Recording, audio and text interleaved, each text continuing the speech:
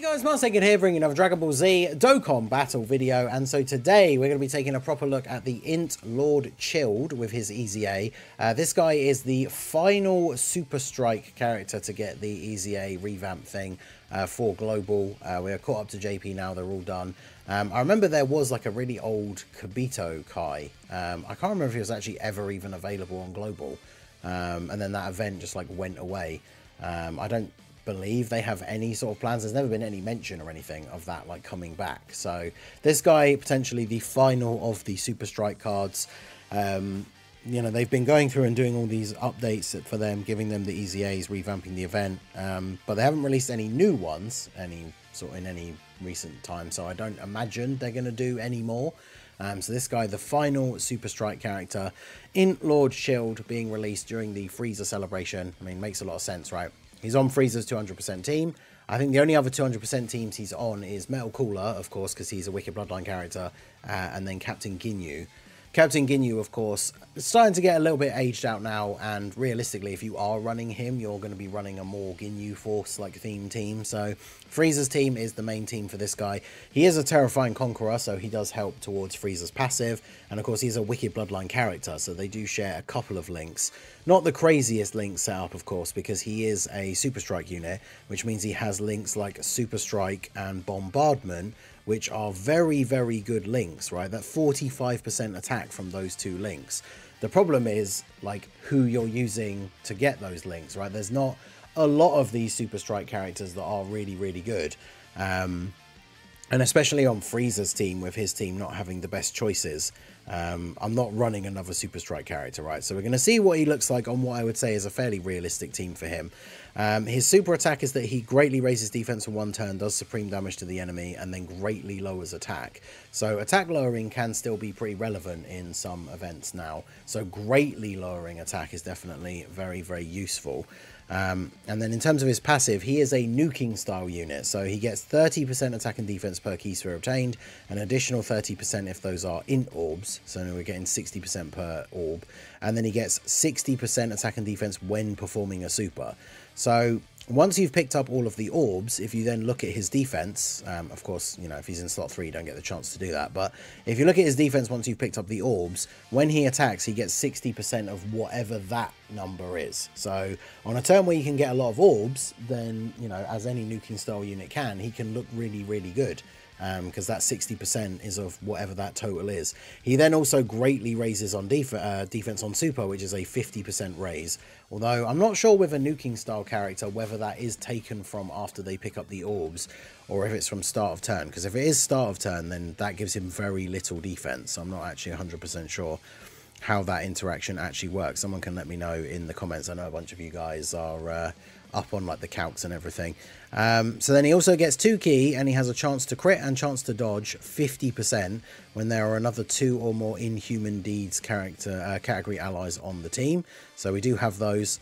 So 50% dodge, 50% crit, that's pretty good. I gave mine basically full additional in the hidden potential, so we could potentially get that extra super, get an extra greatly raised on our defense, and then all the rest I just put into dodge, because ideally, even if we do get a good turn of orbs and he gets decent defense, he's not going to be tanking like super attacks to the face.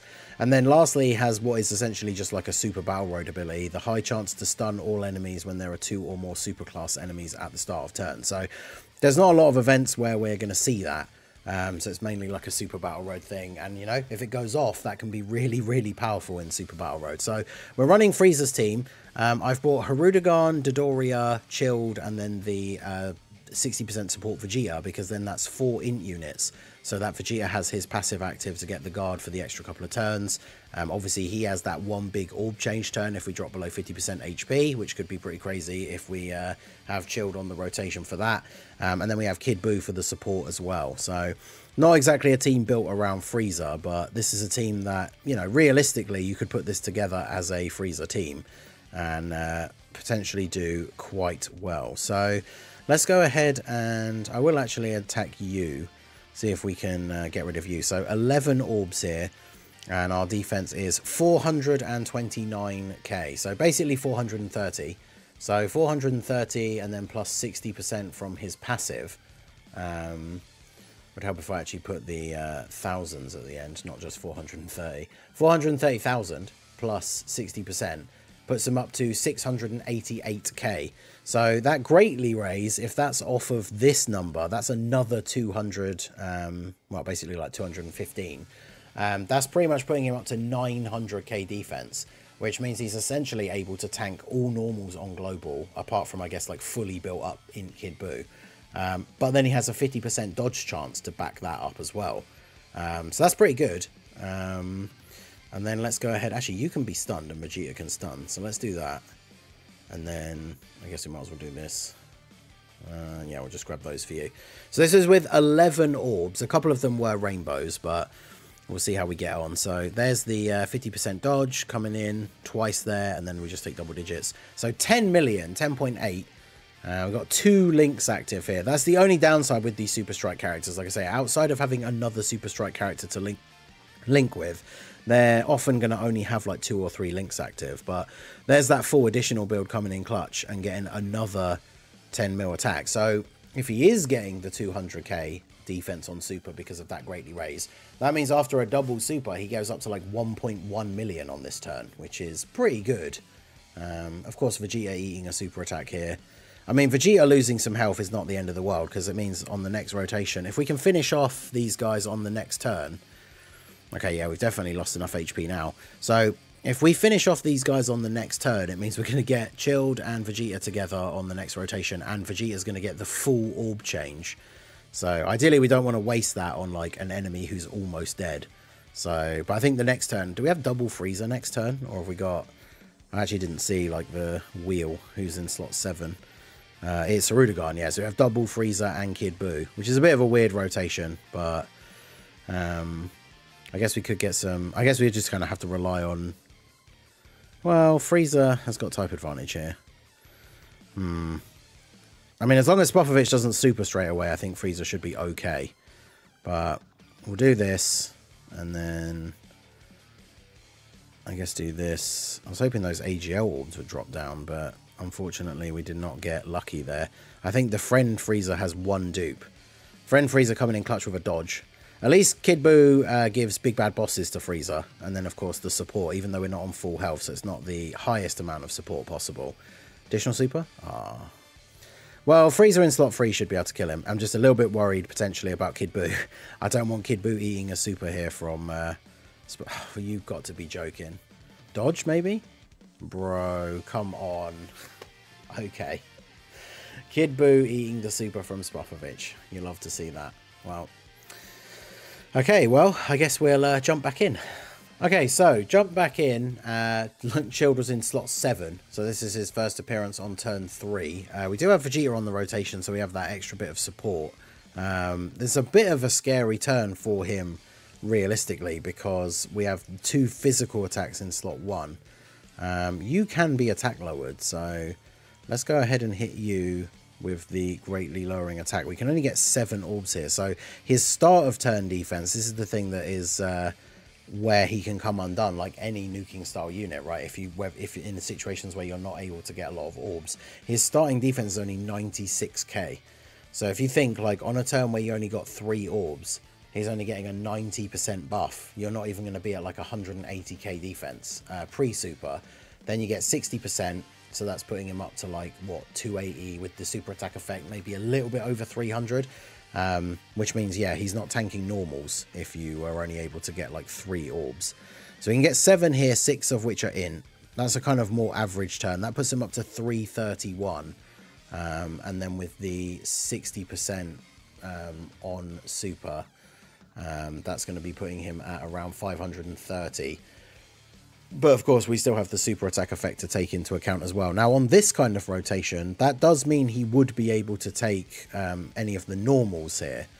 But I'm a little bit worried about how this is going to play out here for our boy. Yeah, 262k, and he didn't dodge either of them. So, immediate death. Okay. Okay, so... One of the things I completely failed to notice as I was setting up the video, I reset the stage a bunch so we could not have Chilled in slot 7, apart from that last clip. before I realized, of course, that with Golden Week being over, the unlimited attempts on the Barbady's Forces stage are gone, because we don't have those Golden Week missions active anymore. So that last clip where Chilled just got destroyed in slot 1 was actually the last attempt for the day on the Barbady's Forces stage. So you can see here a good example of a very bad starting setup being very unfortunate for our boy here. I mean, I guess Frieza hopefully will be okay in slot 1. I know second form Cell's not exactly the craziest hitting character, but 4 orbs of a different typing are going to give us the same amount as 2 int orbs, which is kind of crazy, right? Because it's 60% each for these, 30% each for these. So we end up essentially at the same amount. But these are the kind of turns I was talking about where we're going to see a unit like this massively struggle. And if you're taking him into the most difficult content, you get a bad starting rotation, or you're up against a boss that can change orbs and all that kind of stuff. These are the situations where a character like this is going to be really dangerous to run in difficult content, because he is now at 132k defense, which means after we super we get 60%. We're going to be barely over 200k with the super attack effect as well. Depending on which way it is calculated, the highest defense he's potentially going to be at here is like 250k. So even if he gets a double super this turn, he would be in a situation where any of the tougher bosses, he's not even tanking their normal attacks. Now, he has the 50% chance to dodge to back it up, but we saw in that previous clip, right, against Pui Pui, what happens when you just rely on the 50% chance to dodge. You don't dodge 2 hits in a row and take like 260k from normals. So Chilled is, I guess, you know, at the end of the day, as I always say when we do these kind of showcases for free-to-play units, we have to temper our expectations a little bit because they are free characters. And, you know, there are turns where you get like a whole field of orbs for him, or at least a decent amount of orbs for him, right? If you are running another orb changer or something, and then he's going to hit some pretty decent attack numbers. His raw defense is going to be relatively good. And then, yeah, he has a 50% chance dodge to back it up. So, of course, here, where he probably, because this cell's not that tough, would have taken double-digit damage from those normal attacks. Here, he dodges every single one. So, if he's doing that, if you're taking him up against the harder bosses, then obviously that's going to be fine. But one of the big problems, and I think Minato mentioned it last night when we were talking about him on the podcast, is that the Frieza's team is not exactly the craziest, right? And it needs a lot of not so much, well, I mean, it needs buffs really, but like it needs the best possible units to be run on it in order for you to get the best possible chance for that team to be able to make it through the more difficult content. And so it's one of those things where if you're putting Chilled on the team, you're potentially not putting, like, you know, you could run LR Baby on this team, for example, or, I mean, I guess his team is very limited, right? Even like the Amand and Raisin with their support, their slot 1 tanking, I mean, they're aging a bit now, but obviously they can be in certain situations much better than this Chilled as well, because it's kind of a roll of the dice, right? Like, you get a good orb field every single time he's on the rotation, then, you know, then you could say it's probably worth running him on the team. You're getting a decent amount of value out of him. But as soon as you get a rotation where, you know, you've got like a really bad set of orbs, he's getting, you know, 300k defense after super, you've got to cross your fingers and hope for the dodges, like that's where it starts to get a little bit scary. Now what we could do here, I did decide to bring this just for a potential big funny nuke turn.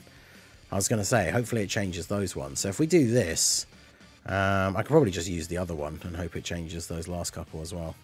I did a little bit. So we can get 16 or 17. That's 3 rainbows. That's only 1 rainbow. So that is actually more, right? Because that's 1 more orb, but 3 of them are rainbows. This is 1 less orb, but only 1 rainbow, which means more orbs that are giving 60% as opposed to 30. So if we pick up all of these, that's 16 orbs. That puts him to 663k defense. With the 60%, that means he is going like over 1 million defense, especially with the super attack effect as well. And of course, he will tank normals in slot 1 from this cell perfectly fine. Of course, the attack stat is going to be massively elevated because of the item, but... And of course, we've got Kid Buu support as well.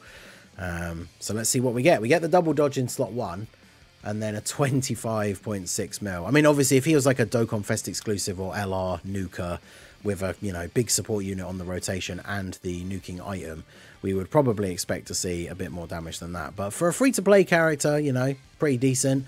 Again, with his post-super defense being over 1 million, he tanks that super from himself for double-digit damage. So, I mean, let me know what you guys think down below. But in terms of him being a free-to-play unit, I think you can definitely get some value out of him.